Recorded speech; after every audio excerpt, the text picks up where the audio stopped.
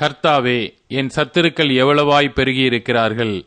எனக்கு விரோதமாய் எழும்புகிறவர்கள் அநேகர். தேவனிடத்தில் அவனுக்கு இரட்சிப்பு இல்லை என்று என் ஆத்துமாவை குறித்து சொல்லுகிறவர்கள் அநேகராயிருக்கிறார்கள். சேலா. ஆனாலும் கர்த்தாவே, நீர் என் கேடகமும் என் மகிமையும் என் தலையை உயர்த்துகிறவருமாயிருக்கிறீர். நான் கர்த்தரை நோக்கி சத்தமிட்டு கூப்பிட்டேன். அவர் தமது பரிசுத்த பர்வதத்திலிருந்து எனக்கு செவி கொடுத்தார். சேலா.